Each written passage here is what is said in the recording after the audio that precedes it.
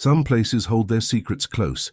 They wrap them in layers of time and distance, in the whisper of wind through pine trees and the cold depths of alpine water.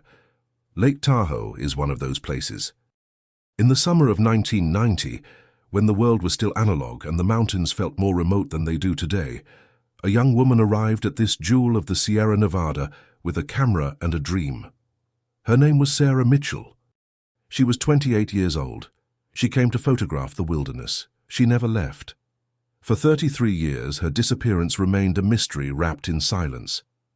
The kind of silence that grows heavier with each passing season, that settles into the bones of a community, like morning frost. The kind that makes people stop asking questions because the answers seem too far away, too painful, too impossible to reach. But silence, like ice, eventually cracks. This is the story of what happened when it did. This is the story of a case that seemed destined to remain forever cold, until modern science and stubborn determination refused to let the past stay buried.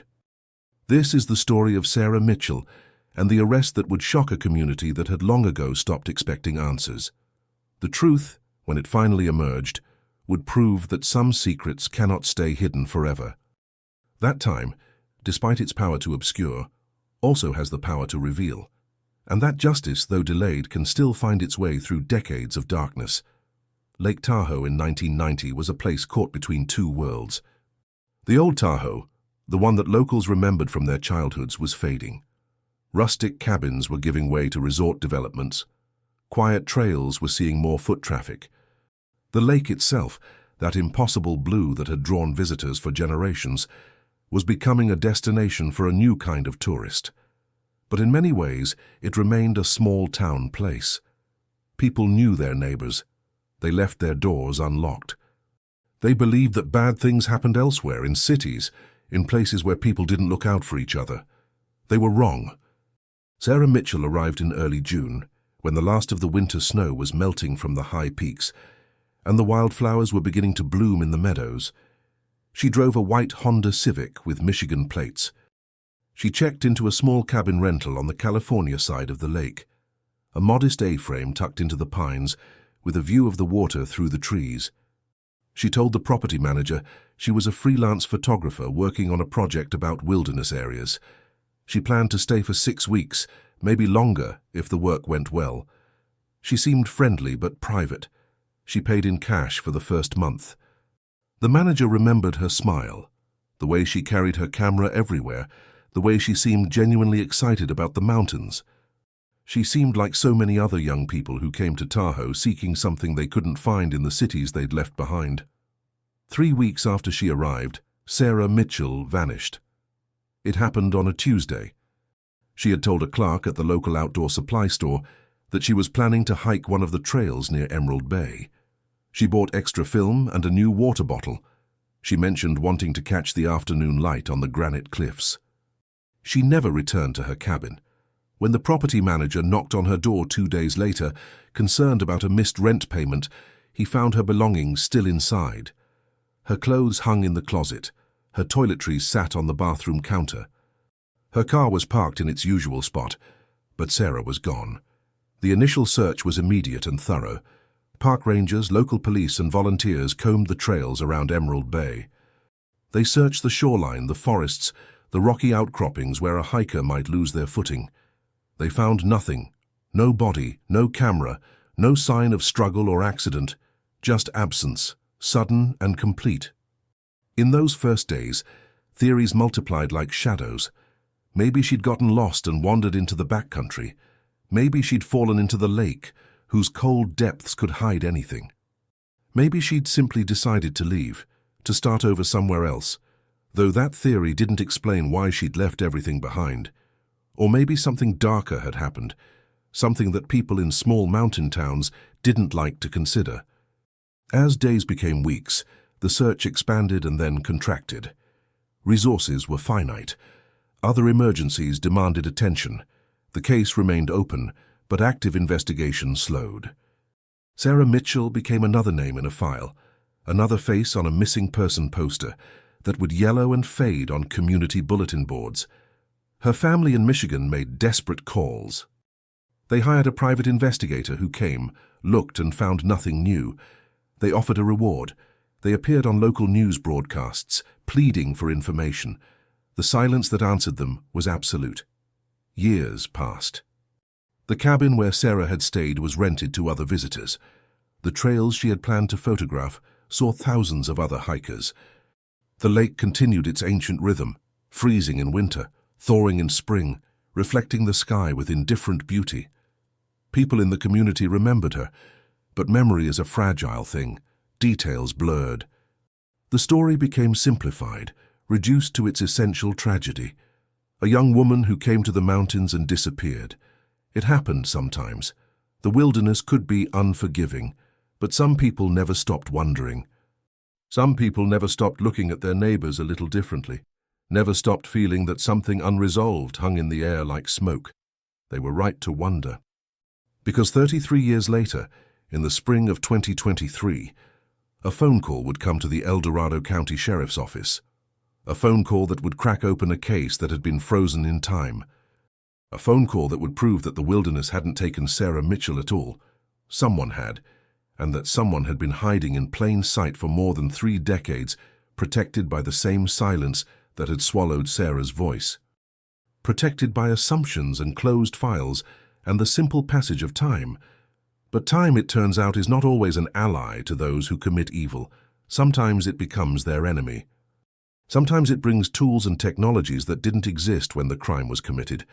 Sometimes it brings investigators who refuse to accept that a case is truly cold. This is what happened in the Sarah Mitchell case. The arrest, when it came, would send shockwaves through the Tahoe community, because the person taken into custody wasn't a stranger, wasn't a drifter or an outsider. It was someone who had lived among them all along. Someone who had attended community events and shopped at local stores and lived what appeared to be an ordinary life. Someone who had carried a terrible secret for 33 years. The revelation would force people to reconsider everything they thought they knew, about their community, about their neighbors, about how well you can really know another person, about how evil can wear a familiar face and live in a familiar place and remain hidden until the moment it's finally exposed.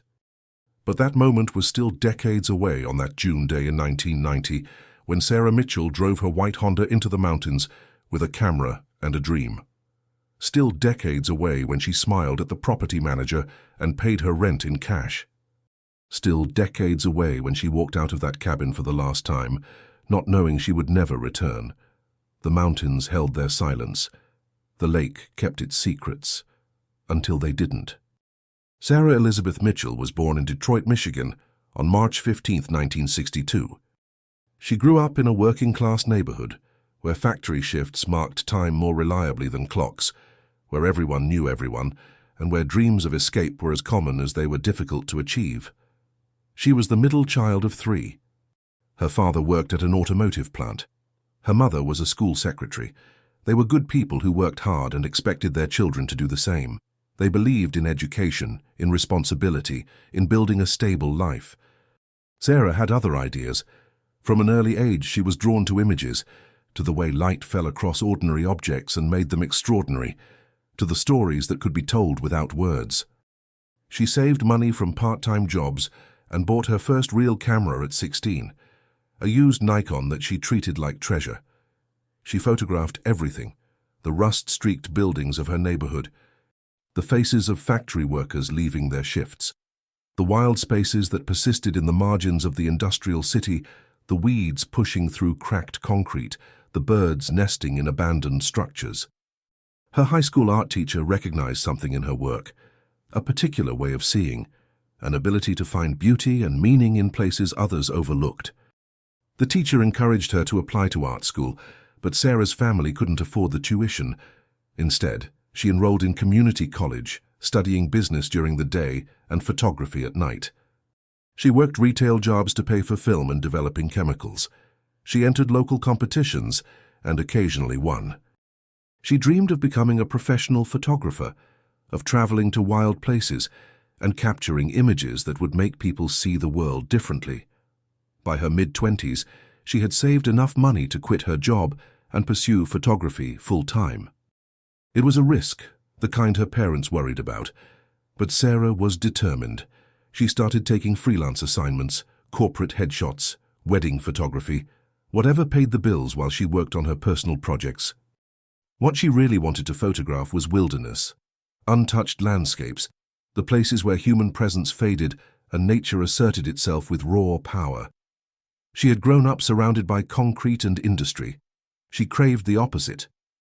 In the spring of 1990, she pitched a story to a regional outdoor magazine, a photo essay about the national forests and wilderness areas of the Sierra Nevada. The magazine was interested, but couldn't pay much. Sarah didn't care. This was the opportunity she'd been waiting for. She spent weeks planning the trip. She studied maps and trail guides. She researched the best locations for photography. She packed her equipment with meticulous care.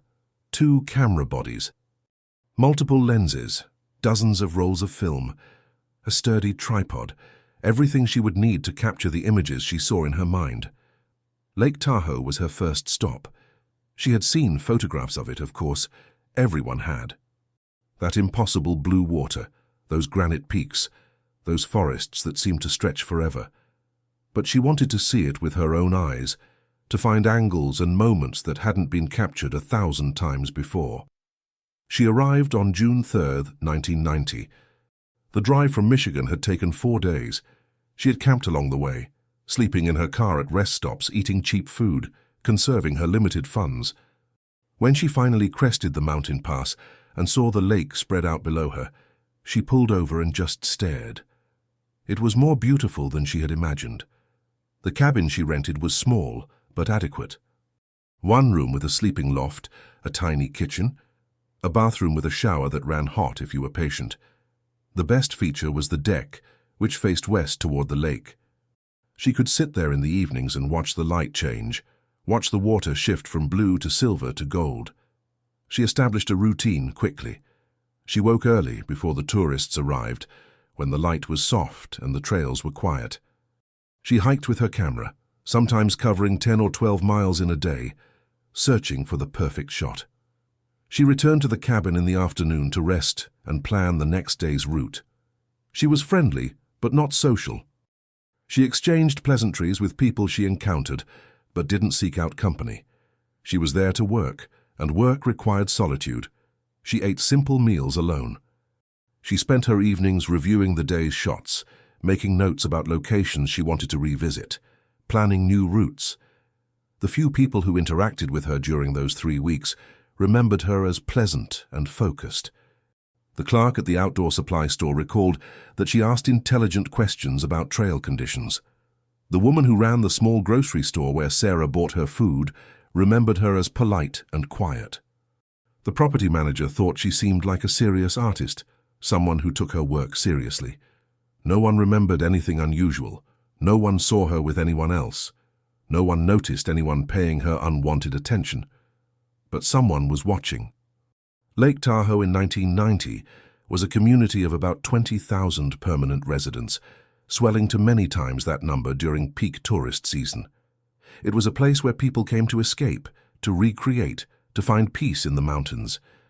It was also a place where anonymity was easy to maintain if you wanted it. The area straddled the California-Nevada border, which meant 2 different state jurisdictions, 2 different law enforcement agencies, 2 different sets of regulations. This geographic quirk would later complicate the investigation in ways no one could have predicted. The economy revolved around tourism, ski resorts in winter, hiking, boating, and camping in summer, casinos on the Nevada side, hotels and restaurants and shops that catered to visitors. Many residents worked multiple jobs, following the seasonal rhythms of the tourist trade. It was a transient place in many ways. People came and went. Seasonal workers arrived for the busy months and left when things slowed down. Tourists passed through by the thousands. It was possible to be anonymous here, to blend in, to avoid scrutiny. The permanent residents formed a tight-knit community, but even they had their secrets.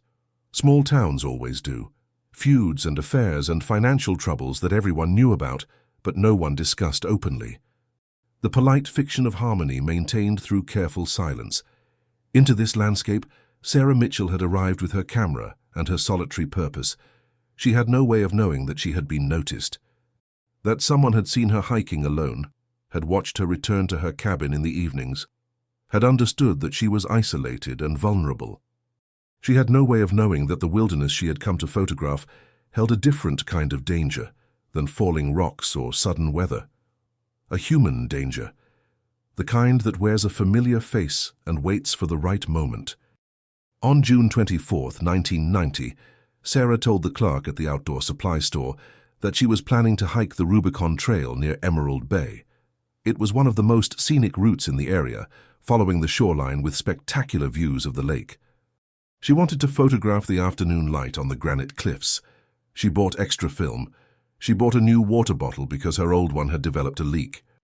She mentioned that she might camp overnight if she found a good spot, though she wasn't sure yet. The clerk remembered that she seemed excited, energized by her work. That was the last confirmed sighting of Sarah Mitchell alive. She left the store around noon. Security cameras, which were less common in 1990 than they would later become, captured her walking to her car. She was wearing jeans, a teal windbreaker, hiking boots. She had her camera bag over her shoulder and a small backpack. She drove away. The direction was consistent with heading toward Emerald Bay. After that, nothing. No one reported seeing her on the trail. No one remembered passing her on the road. She simply vanished, as completely as if she had never existed. When she failed to return to her cabin, when her rent went unpaid, when the property manager finally entered the unit and found all her belongings still there, the alarm was raised. But by then, crucial time had been lost. The trail had gone cold before anyone even knew there was a trail to follow. The property manager's name was Robert Chen. He had owned the cabin rental business for 8 years. He was a careful man, methodical, the kind who kept detailed records and followed routines. When Sarah Mitchell's rent check didn't arrive on schedule, he noticed immediately.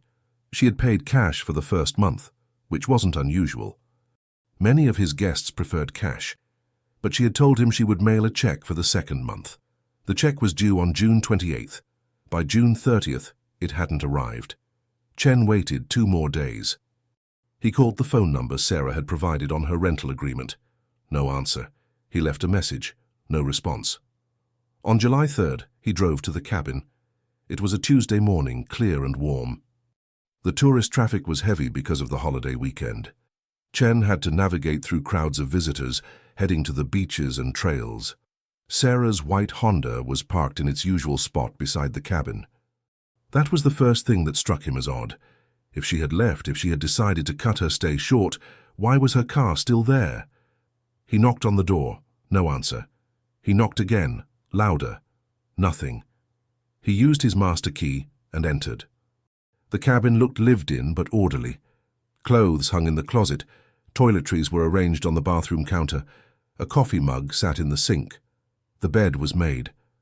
Everything suggested that someone was staying there, that they had simply stepped out and would return soon.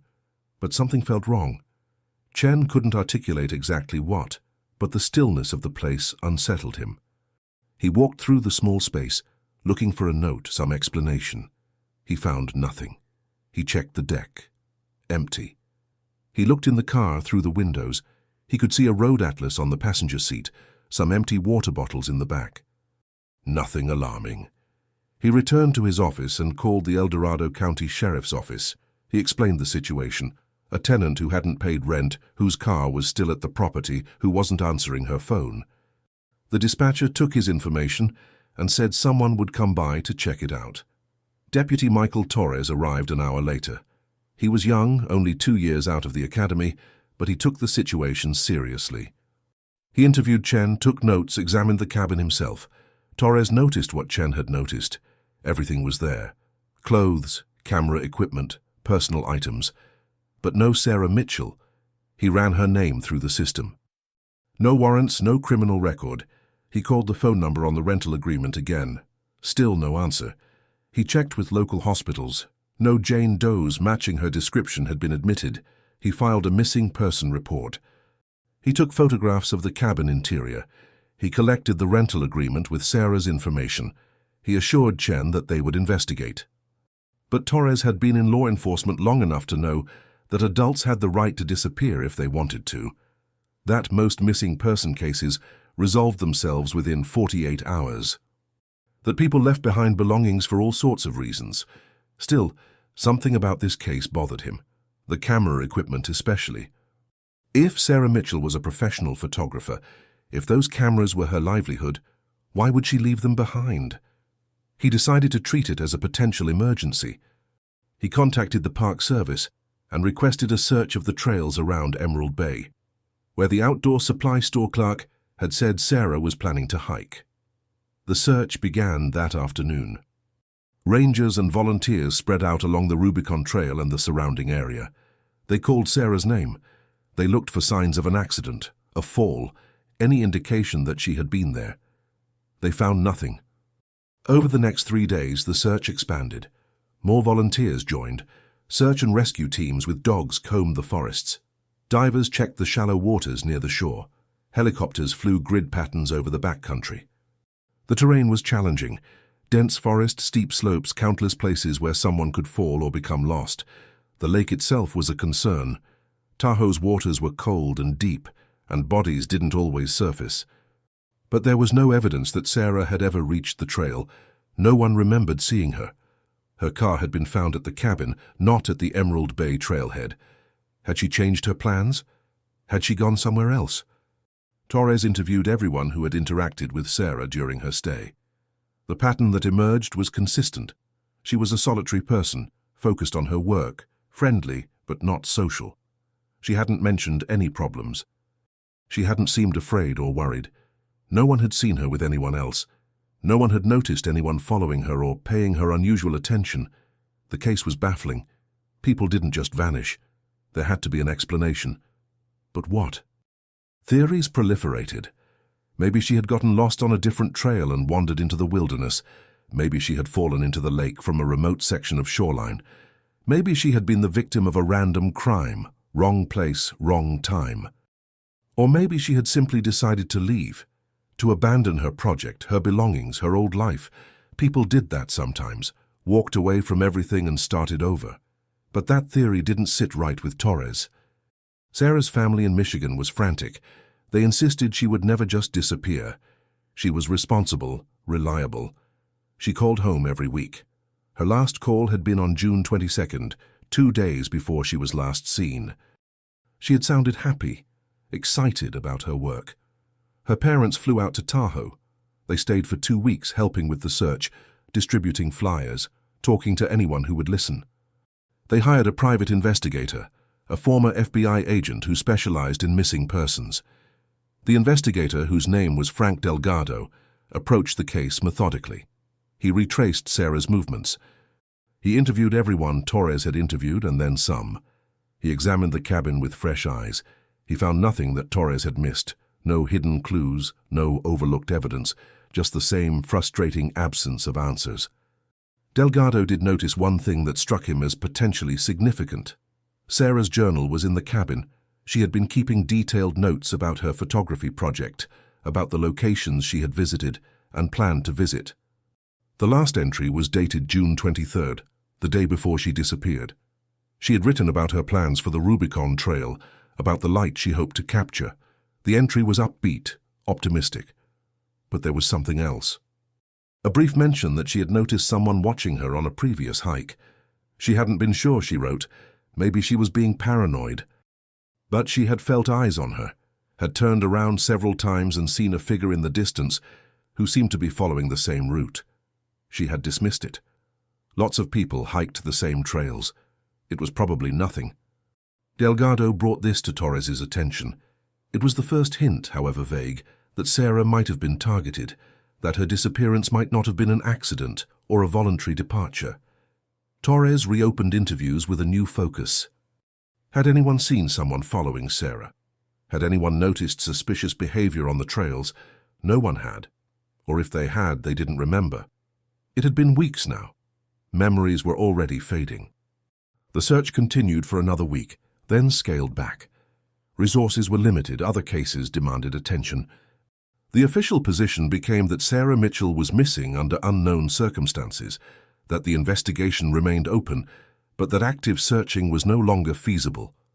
Her parents returned to Michigan, devastated. They left behind a reward offer and a plea for anyone with information to come forward. The silence that answered them was complete. Summer turned to fall. The tourists left. The first snow fell on the high peaks. Sarah's belongings remained in evidence storage. Her car was eventually released to her family. The cabin was cleaned and rented to new guests. Life in Tahoe continued. The lake froze and thawed. The seasons turned. People remembered Sarah Mitchell, but memory is a fragile thing. The story became simplified, reduced to its essential tragedy. A young woman who came to the mountains and disappeared. It happened sometimes. But Deputy Torres never forgot. He kept the file on his desk.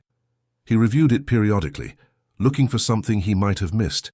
He called the family every few months with updates, though there were rarely any updates to give. He believed something terrible had happened to Sarah Mitchell. He believed someone knew what. He believed that someday, somehow, the truth would emerge. He was right. But it would take 33 years. In the months following Sarah Mitchell's disappearance, Deputy Michael Torres became obsessed with the case. It wasn't his only assignment, but it was the one that kept him awake at night, the one that made him question whether he had missed something crucial in those first critical hours. He built a timeline, reconstructing Sarah's movements day by day from her arrival in Tahoe until the moment she vanished. He created a map, marking every location she had visited, every trail she had hiked, every store where she had shopped. He interviewed people multiple times, hoping that repetition might shake loose a forgotten detail. He reviewed the physical evidence again and again. The cabin had yielded nothing useful. No signs of struggle, no indication that anyone else had been there. Sarah's belongings told the story of a person who had intended to return. Her camera equipment was particularly telling. 2 Nikon bodies, several lenses, a light meter, a tripod. Thousands of dollars worth of gear. No professional photographer would abandon that willingly. Torres examined the rolls of film that had been in the cabin. They were developed as part of the investigation. The images showed exactly what you would expect. Landscapes, trees, water, light on granite. The work of someone who saw beauty in natural spaces and knew how to capture it. There were no people in the photographs. No faces, no figures. Just wilderness. It was as if Sarah had been trying to photograph a world without humans in it. One detail caught Torres's attention. In several of the images taken on different days, there was a figure in the far background. Too distant to identify, just a shape among the trees. It could have been anyone, a hiker, a ranger, another photographer. But it was there, in multiple shots, always at a distance, always watching. Torres had the images enhanced, but the technology in 1990 had limits. The figure remained indistinct. Male, probably. Average height and build, wearing dark clothing. Beyond that, nothing. Was this the person Sarah had mentioned in her journal? The one she thought might be following her? Or was it just coincidence, random hikers who happened to be on the same trails? Torres didn't know, but it bothered him. He expanded the investigation beyond Sarah herself. He looked at other missing person cases in the Tahoe area. Were there patterns? Other young women who had vanished under similar circumstances? He found several cases, but none that seemed directly related. A teenage runaway in 1987. An elderly man with dementia who had wandered away from a care facility in 1989. A skier who had gone out of bounds and was presumed dead in an avalanche. Nothing that matched Sarah's profile or circumstances. He looked at known offenders in the area. Sex offenders, people with histories of violence, anyone who might pose a threat to a woman alone. He interviewed several individuals whose records or behavior raised flags. None of them panned out. Alibis checked out. No evidence connected any of them to Sarah. The investigation was hitting walls everywhere Torres turned. No witnesses, no physical evidence, no clear suspects, just a woman who had vanished as completely as if she had never existed. The private investigator, Frank Delgado, was having similar frustrations. He approached the case from different angles, using techniques and resources that law enforcement didn't always have access to. He checked Sarah's financial records. Her bank account showed no activity after June 23rd. Her credit cards hadn't been used. He contacted her friends and colleagues in Michigan. They all said the same thing. Sarah was responsible, stable, excited about her work. She wouldn't just disappear. Something had happened to her. Delgado spent time in Tahoe walking the trails Sarah had walked, talking to locals, getting a feel for the place. He was looking for something that didn't fit, some anomaly that might point toward an answer. He found nothing concrete, but he developed a theory. He believed Sarah had been abducted, that someone had targeted her, had watched her establish her routines, had waited for the right moment. The mention in her journal about feeling followed suggested she had sensed the danger, even if she hadn't fully recognized it. The question was who, and where had it happened? Delgado focused on the timeline. Sarah was last seen at the outdoor supply store around noon on June 24th. She had told the clerk she was going to Emerald Bay, but her car was found at her cabin, not at the trailhead. Had she returned to the cabin first? Had she changed her plans? Or had she never made it to Emerald Bay at all? Delgado drove the route from the store to the cabin multiple times, looking for places where someone could have intercepted her. There were several possibilities. Quiet stretches of road, turnouts where a car could pull over, places where someone could force another vehicle to stop. But this was speculation. Without evidence, it was just one theory among many. Delgado interviewed the property manager, Robert Chen, extensively. Chen had been one of the last people to interact with Sarah before she disappeared. Had he noticed anything unusual? Anyone hanging around the property? Any vehicles that didn't belong? Chen couldn't remember anything specific. The summer season was busy, lots of people came and went. He couldn't monitor every guest's comings and goings. Delgado asked about other guests who had been staying at the property around the same time. Chen provided a list. Delgado tracked down as many as he could. Most were families, couples, groups of friends. None of them remembered seeing Sarah or noticing anything suspicious. One name on the list stood out, a man who had rented a cabin for the entire summer. He lived locally, but was having work done on his house and needed temporary accommodation. His name was David Brennan. Delgado interviewed Brennan. He was in his mid-30s, worked in construction, seemed cooperative. He said he had seen Sarah a few times, had exchanged brief greetings, but didn't know her. He had been at work on June 24th, the day she disappeared. His employer confirmed this. Brennan's background check came back clean. No criminal record, no red flags. Delgado moved on. Months passed. The investigation lost momentum. Delgado exhausted his leads and his client's budget. He wrote a final report for Sarah's family, summarizing what he had found and what remained unknown. His conclusion was that Sarah had likely been the victim of foul play, but without a body or witnesses, the case would be nearly impossible to solve. He recommended that the family continue to pressure law enforcement to keep the case active, to review it periodically as new techniques became available. He held out hope that someday something would break. But he wasn't optimistic. Deputy Torres continued to work the case when time allowed, but his caseload was heavy. New crimes demanded attention. The Sarah Mitchell file became one of many on his desk, one of many unsolved mysteries that haunted him, but that he couldn't dedicate full resources to. He attended conferences on missing persons investigations. He learned about new forensic techniques. He kept hoping that something would emerge that would give him a new angle to pursue. In 1992, 2 years after Sarah's disappearance, Torres was promoted to detective.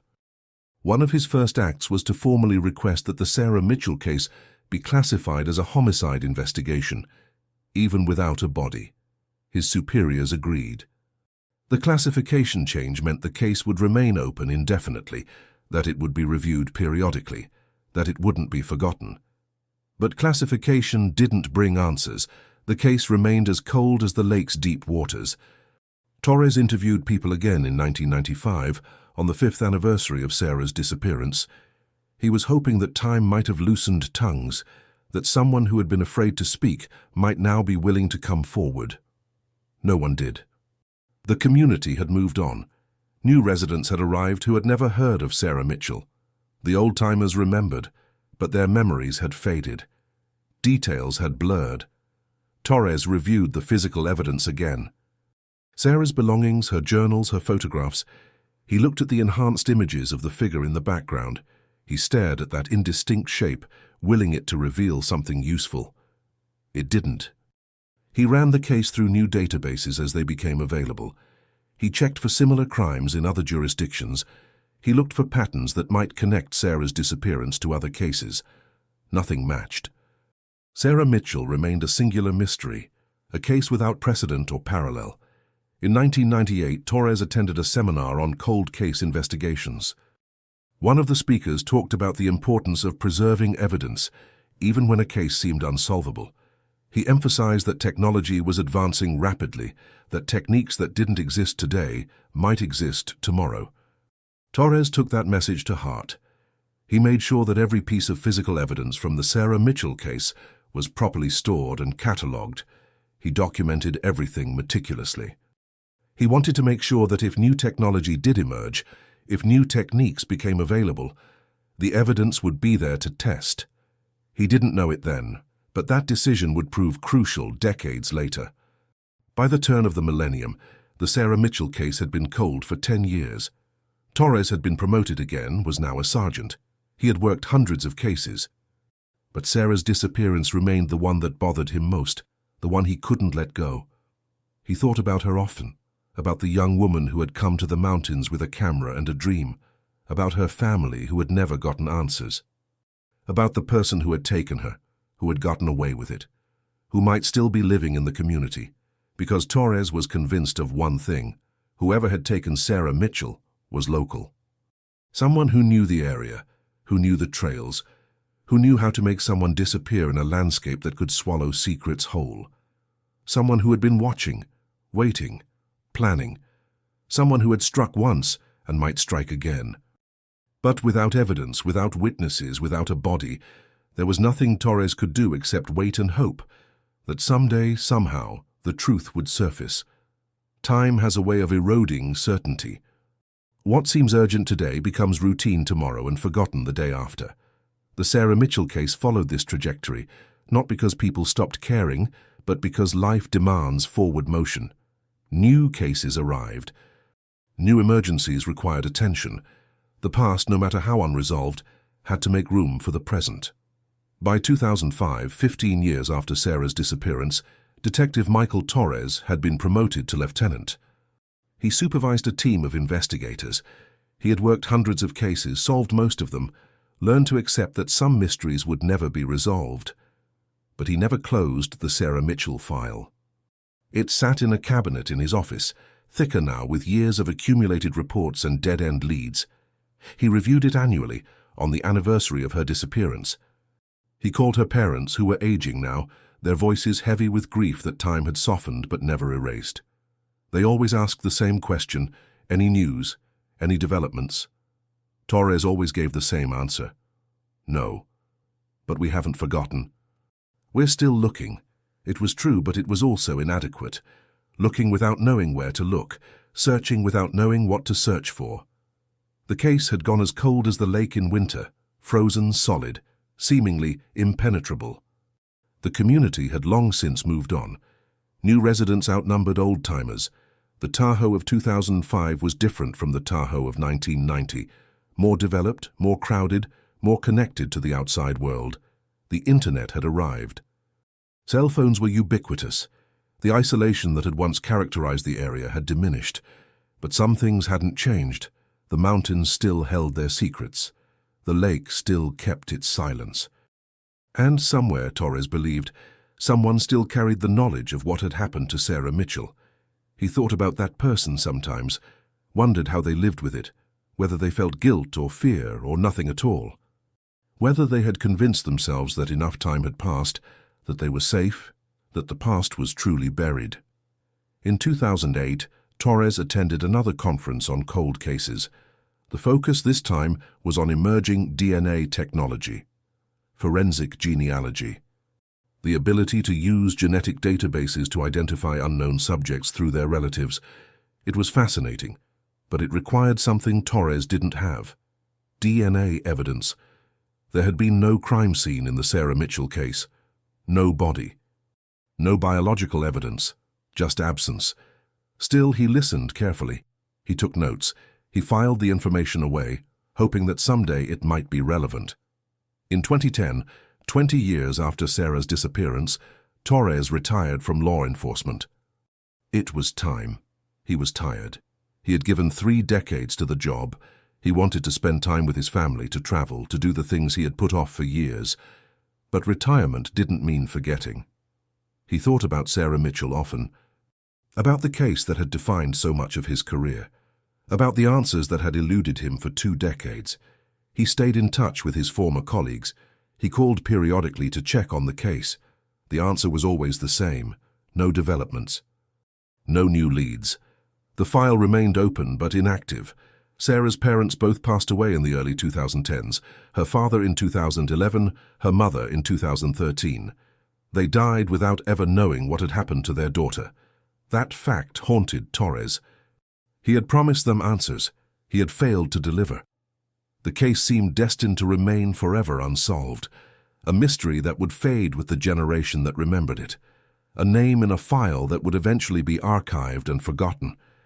But the universe has a way of surprising us, of revealing truths when we least expect them, of proving that nothing stays buried forever.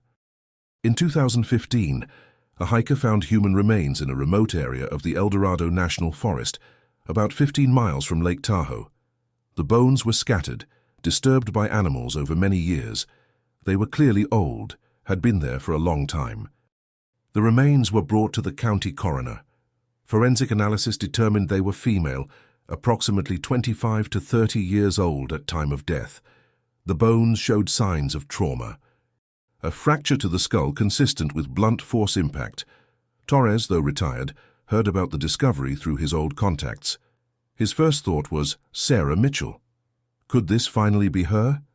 DNA testing was ordered, but there was a problem. Sarah's parents were both deceased.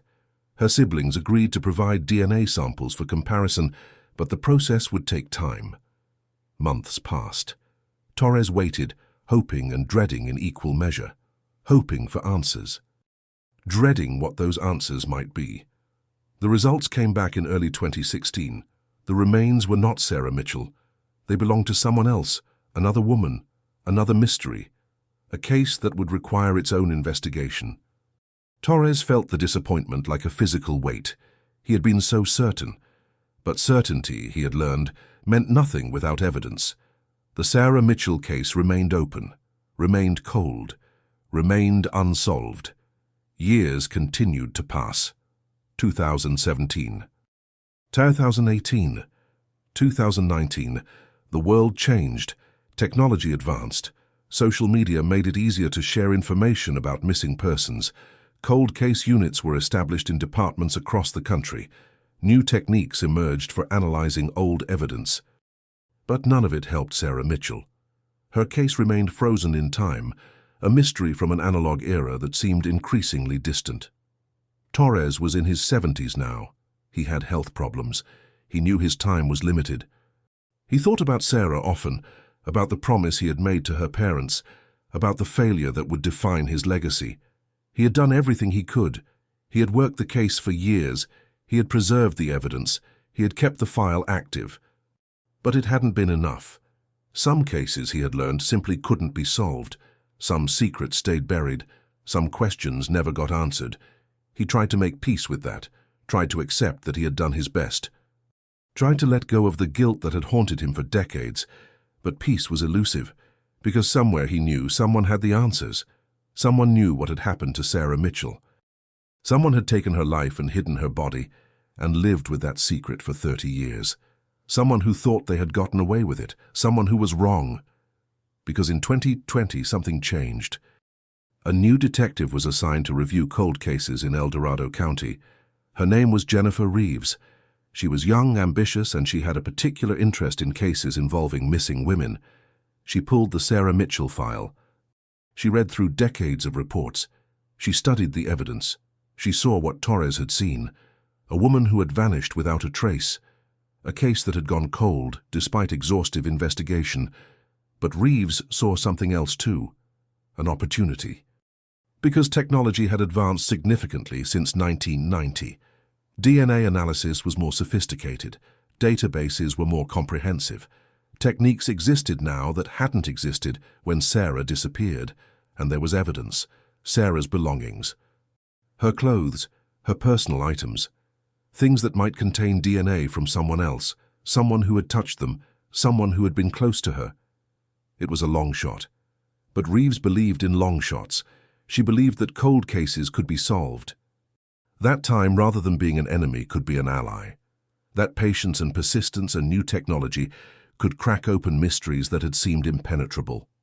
She requested that Sarah's belongings be sent for new forensic analysis. She wanted everything tested using the latest techniques. She wanted to see if there was anything that previous investigators had missed. The request was approved. The evidence was sent to the lab. And then in early 2023, 33 years after Sarah Mitchell disappeared, something extraordinary happened. The lab found DNA. Not Sarah's, someone else's, on a jacket that had been in her cabin, a jacket that Sarah had worn. A jacket that someone else had touched. The DNA was run through databases. No match in the criminal system. But Reeves didn't give up. She used forensic genealogy, the technique Torres had learned about years earlier. She uploaded the DNA profile to public genealogy databases, and she got a hit. Not a direct match, but a familial connection, a distant relative, someone who shared genetic markers with the unknown DNA. From there, it was detective work. Building family trees, tracking down relatives, narrowing the possibilities. It took months, but slowly, carefully, Reeves closed in on a name: David Brennan. The man who had been renting a cabin at the same property where Sarah stayed. The man who had been interviewed in 1990 and cleared. The man who had lived in the Tahoe community for decades, working construction, living what appeared to be an ordinary life. The man who had carried a terrible secret for 33 years. Reeves built her case carefully. She obtained a warrant for Brennan's DNA. When it came back as a match to the DNA on Sarah's jacket, she knew she had him. On April 15, 2023, David Brennan was arrested at his home in South Lake Tahoe. He was charged with the murder of Sarah Mitchell. The arrest shocked the community. Brennan was known. He had lived there for decades. He had friends, colleagues, a life that seemed normal. But beneath that normalcy, he had hidden a monster. A man who had watched a young woman, had targeted her, had taken her life and had lived with that secret for more than 3 decades. The silence that had protected him for so long had finally been broken. The call came to Michael Torres on a Tuesday morning in April 2023. He was in his garden, tending to tomato plants, when his phone rang. The number was familiar: El Dorado County Sheriff's Office. He answered, expecting routine news. Maybe another set of remains had been found. Maybe someone was calling to inform him about a case review. He had been retired for 13 years. These calls came occasionally, usually leading nowhere, but this time was different. "Lieutenant Torres?" The voice was young, female, energized. "This is Detective Jennifer Reeves. I'm calling about the Sarah Mitchell case." Torres felt his heart rate increase. He set down his gardening tools and sat on a nearby bench. "What about it?" "We made an arrest this morning. We have the person who killed her." For a moment, Torres couldn't speak. 33 years. 33 years of waiting, hoping, searching. And now, this. "Who?" he finally managed. "David Brennan. He was interviewed back in 1990. He was renting a cabin at the same property where Sarah stayed." Torres remembered the name, remembered the interview. A construction worker, seemed cooperative, had an alibi. Nothing had raised red flags. "How?" Torres asked. "How did you find him?" Reeves explained. "The new forensic testing, the DNA on Sarah's jacket, the forensic genealogy, the months of painstaking work building family trees and narrowing suspects, the warrant, the match." Torres listened, his emotions cycling through disbelief, relief, anger, vindication. They had him. After all these years, they finally had him. "Where's Sarah?" Torres asked. "Did he tell you where she is?" "Not yet. He's not talking. But we'll find her. We have enough to charge him without a body. The DNA evidence is solid. Torres closed his eyes. Sarah's parents were gone. They would never know that justice had finally come, but at least it had come. At least the person who had taken their daughter would face consequences. I want to be there, Torres said. When you interview him, I want to see him. I'll arrange it, Reeves said. So you heard that right. The news of Brennan's arrest spread through the Tahoe community like wildfire. People were shocked. Brennan had lived among them for decades. He had worked on their homes, attended community events, seemed like an ordinary person. But ordinary people, the community was learning, could hide extraordinary evil. The media descended on Tahoe. National news outlets picked up the story. Our cold case solved after 33 years. A killer caught through cutting-edge DNA technology. It was the kind of story that captured public attention. Reeves held a press conference. She stood at a podium flanked by the sheriff and the district attorney and explained how the case had been solved. She credited Torres and the original investigators for preserving the evidence. She credited the lab technicians who had found the DNA. She credited the genealogists who had built the family trees. But mostly, she said, this was about Sarah Mitchell, about a young woman whose life had been stolen, about a family that had waited decades for answers, about justice delayed but not denied. Torres watched the press conference from his living room. He saw Reeves speak with confidence and compassion. He felt proud of her, proud of the work she had done, proud that the case he had carried for so long had finally been solved. But he also felt sadness, because Sarah was still missing. Her body had never been found, and Brennan wasn't talking. The investigation into Brennan's life revealed disturbing patterns. He had no criminal record, but he had a history of concerning behavior. Former girlfriends described him as controlling and possessive. Co-workers remembered him making inappropriate comments about women. Neighbors recalled that he kept to himself, that there was something off about him that they couldn't quite articulate. He had been married briefly in the 1980s. His ex-wife, tracked down by investigators, said the marriage had ended because of his temper and his obsessive jealousy. She had been afraid of him.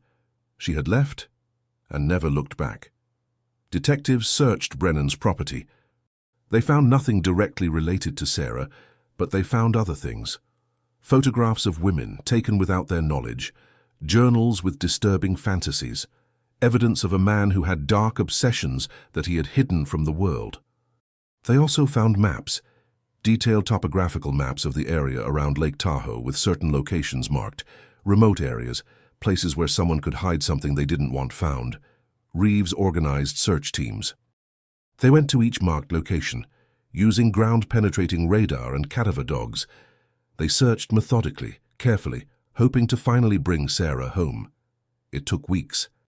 But in late May 2023, in a remote area of national forest about 20 miles from where Sarah had last been seen, the dogs alerted. The team began to dig. They found bones, human bones.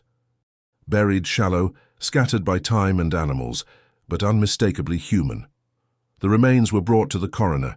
DNA testing was ordered. This time, with Sarah's siblings providing samples, the comparison was possible. The results came back in June. The remains were Sarah Mitchell. After 33 years, she had been found. Torres got the call from Reeves. He wept. Not from joy, because there was no joy in this, but from relief, from the knowledge that Sarah could finally be laid to rest. That her family, though most of them were gone, would have closure. The forensic analysis of Sarah's remains told a grim story. She had died from blunt force trauma to the head. The injury was consistent with being struck with a heavy object. She had been killed quickly, then transported to the burial site. The timeline that emerged from the investigation suggested that Brennan had been watching Sarah for days, maybe weeks. He had learned her routines. He had known she was alone, that she was isolated, that she was vulnerable. On June 24, 1990, he had followed her when she left the outdoor supply store. He had intercepted her on a quiet stretch of road. He had forced her off the road or convinced her to stop. He had attacked her, killed her, and hidden her body in a location he had scouted in advance. Then he had returned to his life, had gone to work the next day, had acted normal. had been interviewed by police and shown no signs of guilt or nervousness, had lived in the community for 33 more years, carrying his secret, believing he had gotten away with it. But he hadn't. Because evidence doesn't forget. Because technology advances. Because there are people like Torres and Reeves who refuse to let cold cases stay cold. In July 2023, David Brennan was formally charged with first-degree murder. The evidence against him was overwhelming. The DNA on Sarah's jacket, the maps marking the burial site, the disturbing materials found in his home, the testimony of people who described his obsessive behavior. He pleaded not guilty. His attorney argued that the DNA evidence was circumstantial, that it didn't prove murder, only contact. But the prosecution had more than DNA. They had a timeline. They had motive. They had a pattern of behavior that painted a picture of a dangerous man who had targeted a vulnerable woman. The trial was scheduled for early 2024. Torres planned to attend every day. He owed that to Sarah. He owed it to her parents, who had trusted him to find answers. In August 2023, Sarah Mitchell was finally laid to rest. Her siblings held a small service in Michigan, where she had grown up. They buried her ashes next to her parents. The headstone bore her name, her dates, and a simple inscription: "She sought beauty in wild places." Torres attended the service. He met Sarah's siblings, now middle-aged, their faces marked by decades of grief. They thanked him for never giving up, for keeping the case alive, for making sure their sister wasn't forgotten. He told them he wished he could have done more, could have solved it sooner, could have given their parents the answers they deserved. They told him he had done enough. That justice, even delayed, still mattered, that Sarah could finally rest. Back in Tahoe, the community was grappling with the revelation that a killer had lived among them for so long. There were meetings, discussions about safety and awareness. There was soul-searching about how well we really know our neighbors. But there was also something else, a sense that even the coldest cases could be solved. That time and technology and determined investigators could crack open mysteries that seemed impenetrable. That justice, though it might take decades, could still prevail. Detective Reeves became something of a hero in the cold case community. She gave interviews about the techniques she had used. She encouraged other departments to revisit their unsolved cases, to test old evidence with new technology, to never give up. She credited Torres and the original investigators. She emphasized that cold cases are solved through teamwork, through the work of multiple generations of law enforcement, through the preservation of evidence and the refusal to forget. Torres, for his part, felt a weight lift that he had carried for 33 years. The case that had defined so much of his career was finally closed. The promise he had made to Sarah's parents, though fulfilled too late for them to know, had been kept. He thought about Sarah often, about the young woman with the camera and the dream, about the life she should have lived, about the photographs she should have taken, about the future that had been stolen from her. He thought about the silence that had protected her killer for so long, about how that silence had finally been broken, about how truth, no matter how deeply buried, eventually finds its way to the surface. And he thought about justice, about how it can be delayed but not denied, about how the arc of the moral universe, as someone once said, bends toward justice. Sometimes it takes 33 years, but it bends. The trial of David Brennan began on February 12, 2024, in the El Dorado County Superior Court. The courtroom was packed. Media representatives filled the gallery. Sarah Mitchell's siblings sat in the front row, their faces composed but their eyes revealing decades of accumulated grief. Michael Torres sat 3 rows back. He was 74 years old now, his hair white, his hands marked by age. But his eyes were sharp, focused on the man sitting at the defense table. David Brennan was 67. He had aged into a lean, weathered man with gray hair and deep lines around his eyes. He wore a suit that looked uncomfortable on him, as if he were unaccustomed to formal clothing. He sat very still, his expression neutral, revealing nothing. Torres studied him, trying to reconcile this ordinary-looking man with the monster who had killed Sarah Mitchell, trying to understand how someone could carry such a secret for 33 years and show no outward sign of it. The prosecution's case was methodical and devastating. They presented the DNA evidence first. Expert witnesses explained how Brennan's DNA had been found on Sarah's jacket, how the match was conclusive, how the probability of error was infinitesimal. The defense tried to argue contamination, but the evidence had been properly stored and handled. They tried to argue innocent transfer, that Brennan might have touched Sarah's jacket in some benign context. But the prosecution had an answer for that too. They presented testimony from the property manager, Robert Chen, who confirmed that the cabins were separate, that there was no reason for Brennan to have been in Sarah's cabin or to have had contact with her belongings. They presented Sarah's journal, with its mention of feeling followed. They presented the photographs with the distant figure in the background. They presented testimony from the outdoor supply store clerk, who remembered Sarah's last visit, her excitement about photographing Emerald Bay. They built a timeline. June 24th, 1990. Sarah leaves the store around noon. She drives toward her cabin. Somewhere along that route, Brennan intercepts her. How he did it they couldn't say with certainty. Maybe he forced her off the road.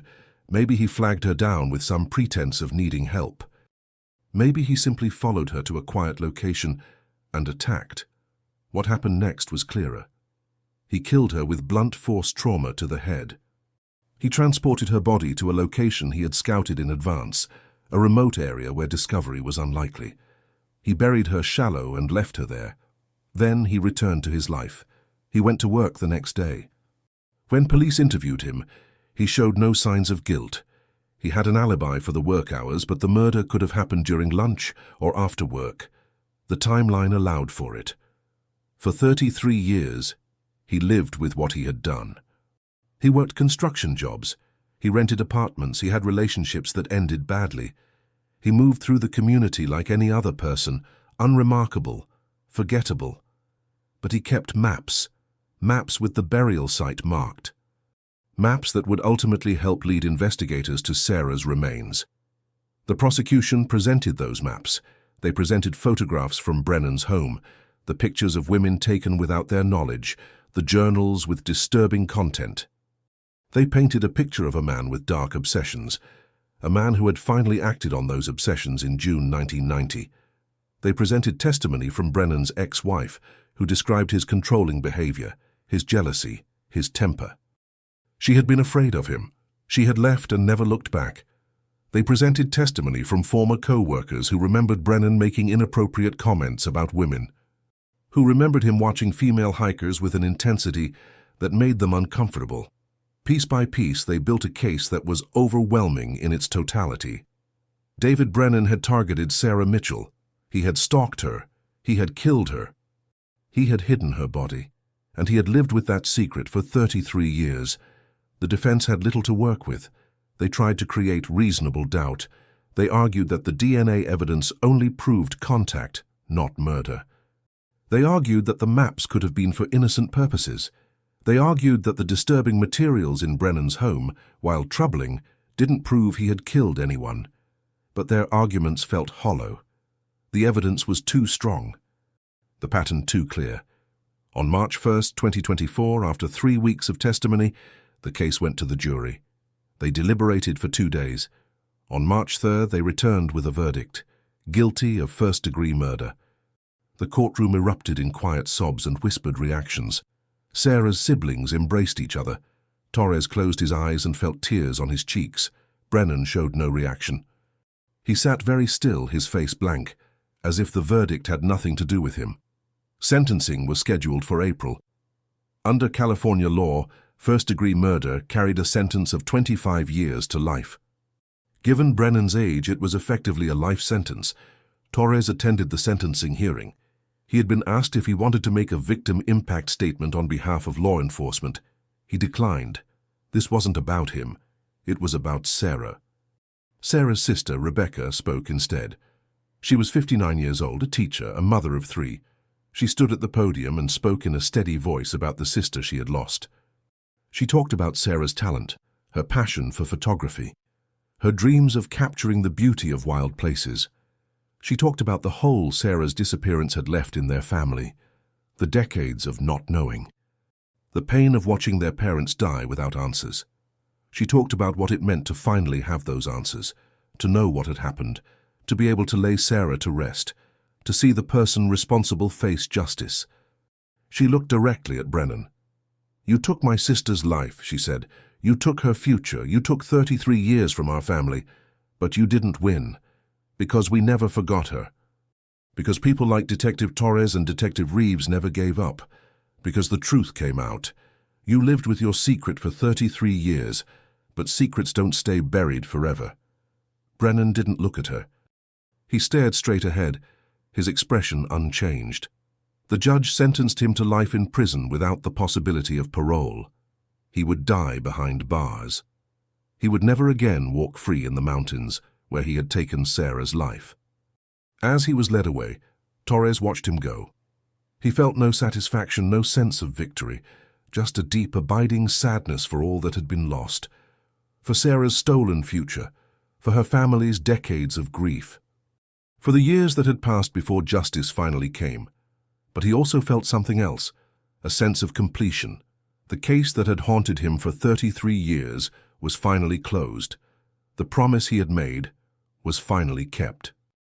After the sentencing, Torres met with Detective Reeves. They sat in a coffee shop near the courthouse, 2 generations of law enforcement connected by a single case. "You did good work," Torres told her. "Better than I ever did." Reeves shook her head. "I stood on your shoulders. You preserved the evidence, you kept the case alive. Without that, I would have had nothing to work with." They talked about the case, about the techniques that had finally cracked it, about the importance of never giving up on cold cases. They talked about Sarah, about the woman she had been, about the life she should have lived. "Do you think he felt anything?" Reeves asked. "All those years, do you think he felt guilt?" Torres considered the question. "I don't know. Maybe at first. But I think people like him learn to compartmentalize, to separate what they've done from who they are, to live as if the past doesn't exist. Until it catches up with them," Reeves said. "Until it catches up with them," Torres agreed. In the months following the trial, Torres found himself thinking about silence, about how it had protected Brennan for so long, about how it had swallowed Sarah's voice, about how breaking that silence had required decades of work, advances in technology, and the determination of people who refused to forget. He thought about all the other cases still waiting to be solved, all the other families still waiting for answers, all the other victims whose voices had been silenced. He hoped that Sarah's case would inspire others, that it would show that cold cases could be solved.